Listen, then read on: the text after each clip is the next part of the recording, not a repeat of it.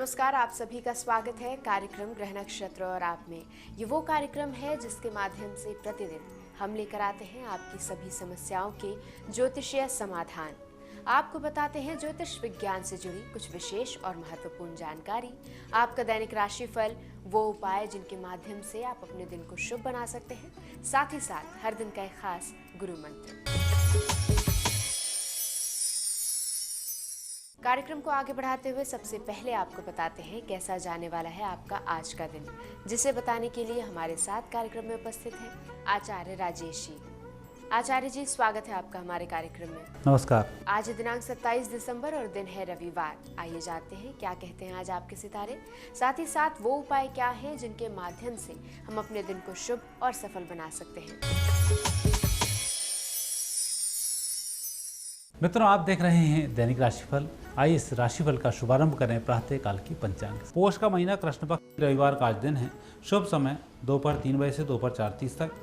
राहु काल दोपहर 4:30 से सायंकाल 6 बजे तक। आज चंद्रमा रहेंगे कर्क राशि में।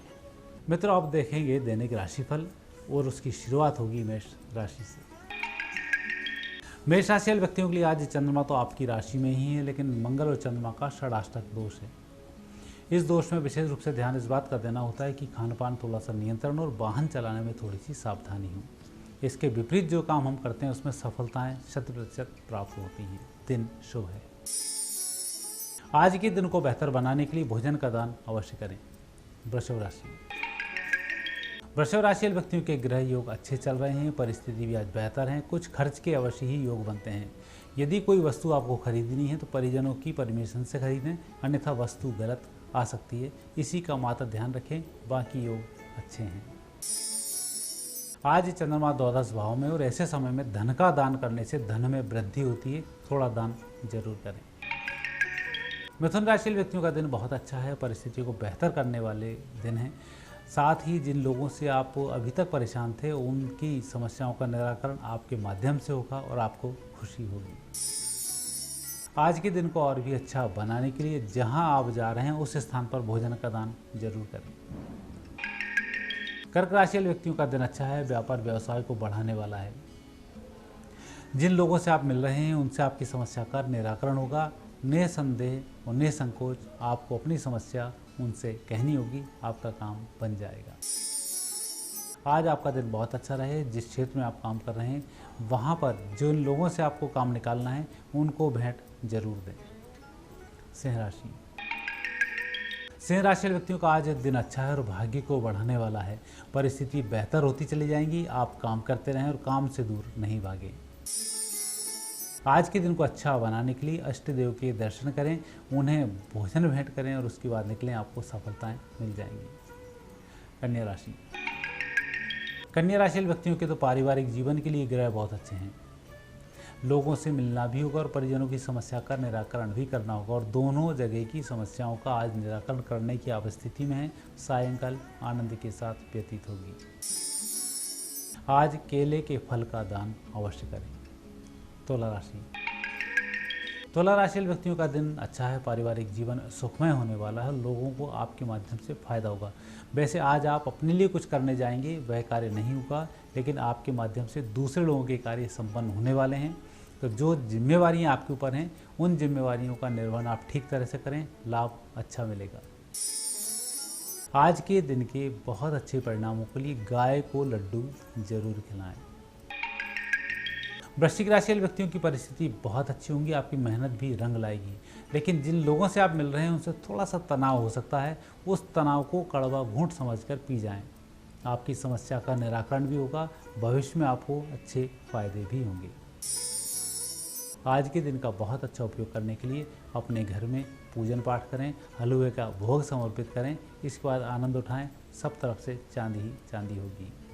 धनुराशि वाले व्यक्तियों के लिए आज वैसे तो दिन अच्छा चल रहा है, परंतु थोड़ा सा लापरवाही यदि होती है तो लंबा नुकसान हो सकता है। इसका थोड़ा ध्यान रखना होगा, लेकिन व्यवस्थित तरीके से जो भी काम करेंगे काम सफल होगा। आज के दिन को बहुत अच्छा बनाने के लिए अपने परिजनों के साथ भोजन भी करें और उन्हें छोटे यदि बच्चे आपके हैं उन्हें टॉफ़ी के पैसे जरूर दें। मकर मकर राशि व्यक्तियों का दिन अच्छा चल रहा है, परिस्थिति बेहतर है, लेकिन जिन लोगों को आप सलाह दे रहे हैं उनसे परेशानी आगे खड़ी हो सकती है। अपनी गोपनीयता भंग न हो पाए, इसका थोड़ा ध्यान रखें। आज आपका दिन बहुत अच्छा रहे, उसके लिए थोड़ी सी शांति और धैर्य की आवश्यकता है। धैर्य धारण करें। कुंभ राशि व्यक्तियों का दिन मुझे लगता है अच्छा दिन ही है। धन की भी प्राप्ति हो रही है, काम भी आपके संपन्न हो रहे हैं और मित्र भी आपसे प्रसन्न हैं। कुल मिलाकर आज आपकी वाणी बहुत अच्छी है। विपरीत परिस्थितियों में फंसे हुए लोगों की आप अच्छी मदद करेंगे। आज के दिन को और भी अच्छा बनाने के लिए अपने इष्ट देव के मंत्र की एक माला जाप जरूर करें, और नहीं कर सकते हैं तो ओम नमः शिवाय की जाप तो कर ही डालें। मीन राशि व्यक्तियों का वैसे केतु के कारण दिन अच्छा है। चंद्र थोड़े से धन के लिए कमजोर हैं। आज किसी व्यक्ति से धन से संबंधित वायदे नहीं करें, और बिना पैसे के जो भी काम करेंगे वह कार्य संपन्न होंगे और उस काम में आपको कोई दिक्कत भी नहीं होगी। लेकिन दोपहर के बाद जो आप किसी व्यक्ति से वायदा करने वाले हैं वह नुकसानदायक साबित हो सकता है, इसका थोड़ा ध्यान रखें। आज के दिन को बेहतर बनाने के लिए बुजुर्गों का आशीर्वाद लेकर घर से बाहर प्रस्थान करें। और अब समय है गुरु मंत्र जानने का। आइए जानते हैं आज के दिन क्या खास है गुरु मंत्र में। मित्रों, हमारे घर में अग्नि दोष भी बनता है। कई बार हमारा किचन दक्षिण दिशा में है, पश्चिम दिशा में है और परिस्थिति ठीक नहीं है, और ऐसे समय में जो हम राशन महीने भर का इकट्ठा लाते हैं और 15 दिन में ही समाप्त हो जाता है, ये अग्नि दोष के कारण ही होता है। बच्चों को हम पढ़ाने जाते हैं, बच्चों को सिखाते कुछ हैं, सीखते कुछ हैं, हमारी सुनते नहीं हैं, यह भी अग्नि दोष के कारण होता है। और यदि कहीं हम किसी व्यक्ति से मिलने जाते हैं और एक बार में उससे मुलाकात नहीं होती है तो यह भी अग्नि दोष के कारण ही होता है। ऐसे दोष की निवृत्ति के लिए सायंकाल अपने किचन में दीपक तेल का अवश्य ही जलाना चाहिए। ऐसा करने से अग्नि का दोष समाप्त होता है, सुख शांति समृद्धि की प्राप्ति होती है। आचार्य जी, आज की उपस्थिति के लिए आपका बहुत बहुत धन्यवाद। धन्यवाद। दर्शकों, कार्यक्रम में समय हो चला है एक छोटे से ब्रेक का।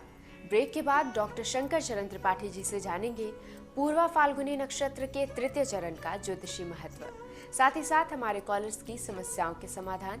तो कहीं जाइएगा मत, देखते रहिए कार्यक्रम ग्रह नक्षत्र और आप।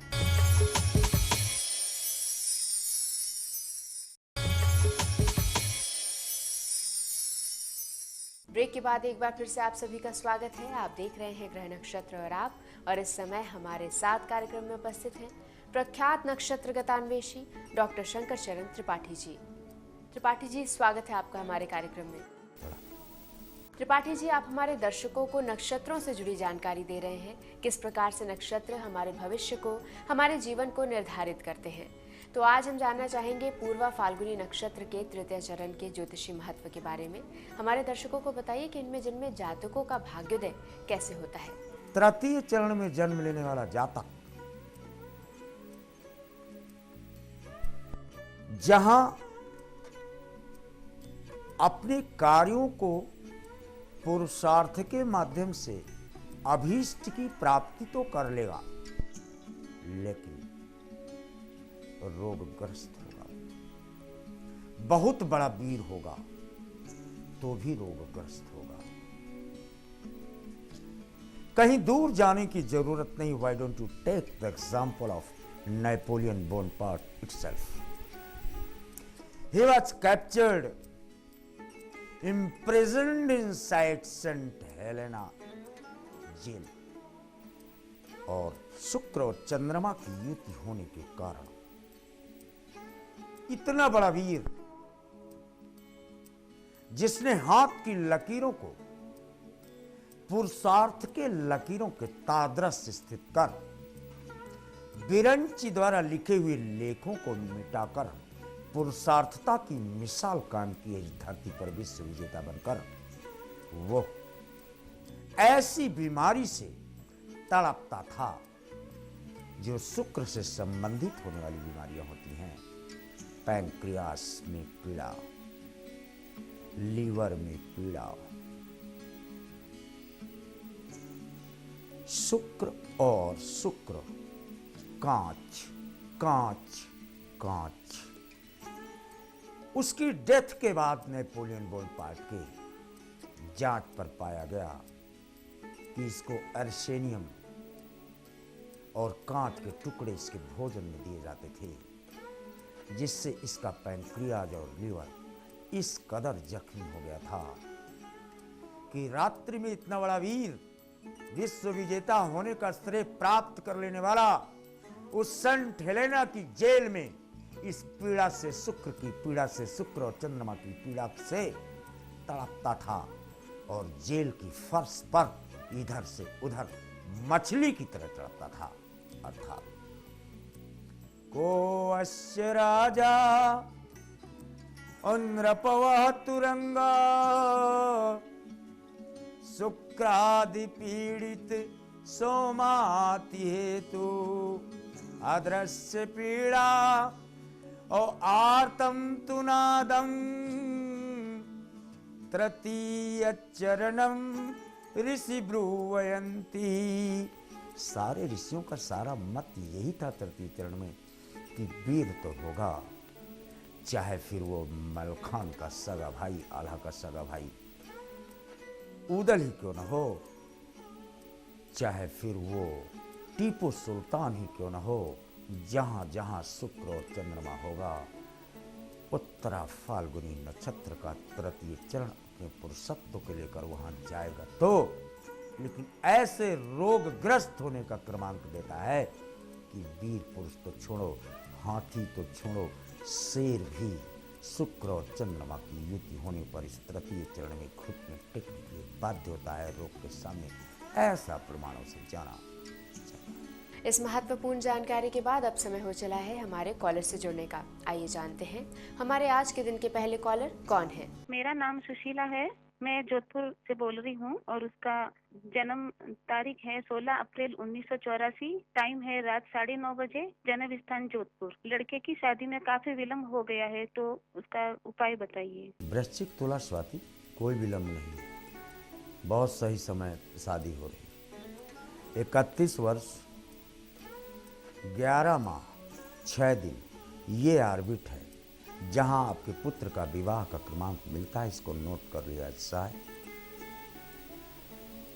बेटे का नाम आपके रितेश है, यानी इनको पत्नी मिलती है पापा बाबा माँ। जुड़ते हमारे अगले कॉलर से, सुनते हैं इनकी समस्या। गुरुजी प्रणाम, मैं फतेहपुर से लल्लन बाबू बोल रहा हूँ। मैं अपने बच्चे के भाग्य के बारे में पूछना चाहता हूँ। उसकी जन्म तिथि है 10/12/88, शाम 9:30 बजे, सभी टेक कर चुका है। कृपया ये बताएं कि नौकरी कब लगेगी। कर्क धन मूल बिल्कुल नौकरी करेगा, गवर्नमेंट नौकरी करेगा, टीचिंग सेक्टर में जाएगा। इससे ज्यादा और ज्योतिष विज्ञान से क्या अपेक्षा रखते हैं आप। बारी हमारे अगले कॉलर से जुड़ने की। आइए जानते हैं ये कौन है। गुरुजी प्रणाम, मैं विजेंद्र कुमार सोनीपत हरियाणा से बोल रहा हूँ। मैंने अपने बेटे मनीष कुमार के बारे में शादी के बारे में पूछना है। जन्म तारीख है 22/11/1990, समय सुबह 7:45, स्थान यमुनानगर हरियाणा। मैं ये पूछना चाहता हूँ इसकी शादी कब तक होएगी और हमारी मर्जी से करेगा या अपनी मर्जी से करेगा। धन्यवाद। शादियां जोड़े तय तो किए जाते हैं पृथ्वी पर, लेकिन इनका विन्यास और पृष्ठभूमि आकाश मंडल से तय होता है। इसमें व्यक्ति का जोर नहीं होता। सिद्ध हुआ पुत्र आपका अपनी इच्छा से ही वर्ण करने की बाध्यता रखता है। लड़की का चयन लगभग पूर्ण हो चुका है। लड़की का नाम भी आप लगभग जान चुके हैं। प्रश्नवाचक चिन्ह आपकी तरफ से जा रहा है। अंततः इसी में और इसी के साथ इन्हीं के इच्छा के अनुरूप वर्ण करने का क्रमांक देखा जाता है। यहाँ पर समय हो चला है एक और छोटे से ब्रेक का। ब्रेक के बाद जुड़ेंगे और भी कॉलर से जिनकी समस्याओं के समाधान बताएंगे त्रिपाठी जी। तो कहीं जाइएगा मत, देखते रहिए कार्यक्रम ग्रह नक्षत्र और आप।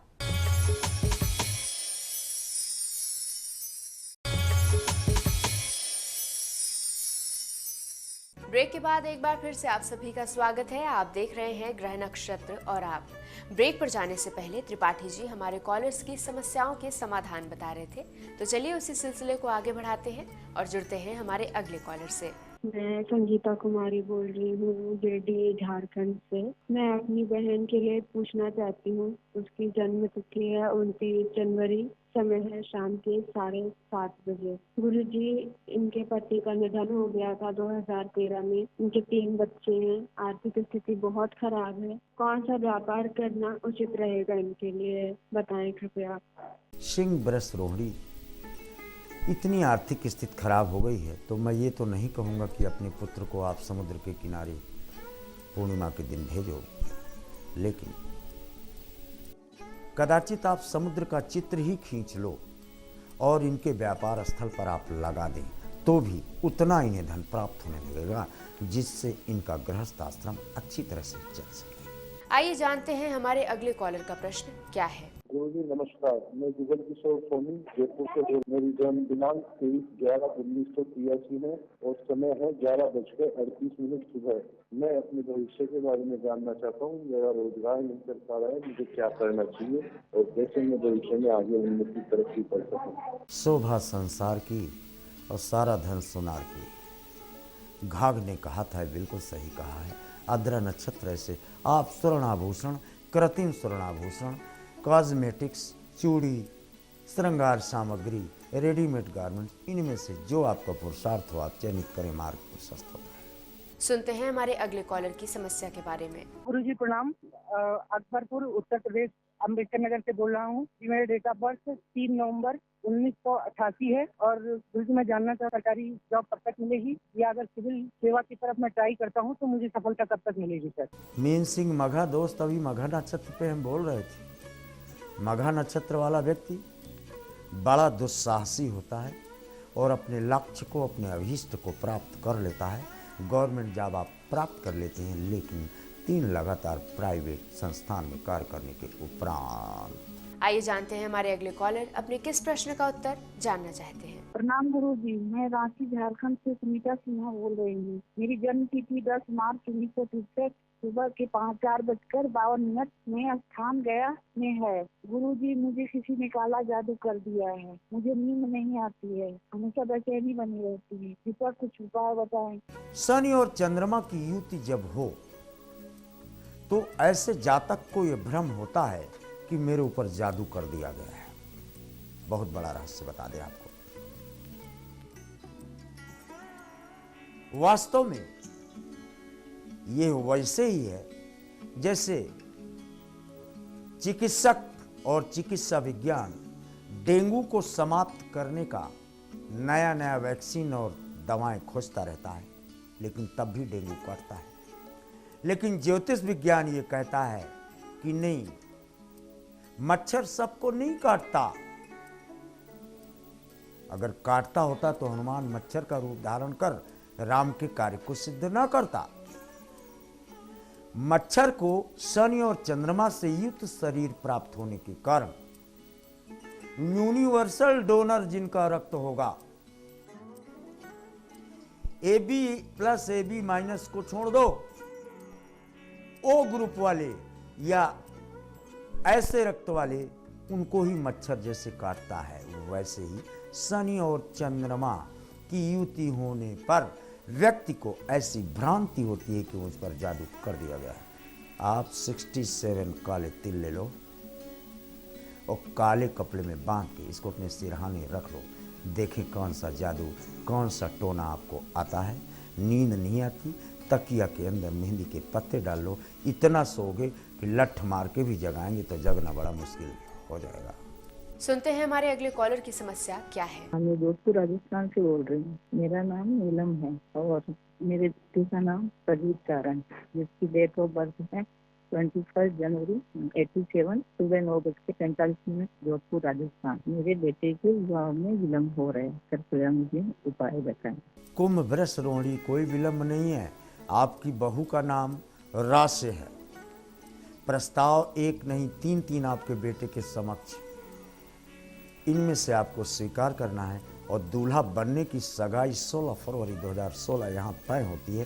फिर आप टेंट बुकिंग चाहे जब करें माता श्री। और अब समय है हमारे आज के दिन के आखिरी कॉलर से जुड़ने का। आइए जानते हैं ये कौन है। गुरुजी प्रणाम। गुरुजी मैं हरिद्वार से मधुबाला बोल रही हूँ। गुरुजी मैं अपने बेटे के बारे में पूछना चाहती हूँ, उसकी शादी का योग कब तक बनेगा, जिसकी डेट ऑफ बर्थ है 19 जून 87, शाम को 4:20 हरिद्वार में, और कैसी लड़की से शादी होगी। मीन उत्तराभाद्रपद पड़ोस में रहने वाली किसी लड़की से या 3.1 किलोमीटर या 13 किलोमीटर पर स्थित कन्या के साथ जिसका नाम ताथा दाधा ना से है, उसके साथ विवाह का क्रमांक तय होने का स्पष्ट रूप से प्रदत्त पृष्ठभूमि से परिलक्षित होता हुआ जाया जाता है। त्रिपाठी जी, आप कार्यक्रम में आए, आपने नक्षत्रों से जुड़ी इतनी विशेष जानकारी दी, साथ ही साथ हमारे कॉलर्स को उनके प्रश्नों का समाधान बताया। आपका बहुत बहुत धन्यवाद।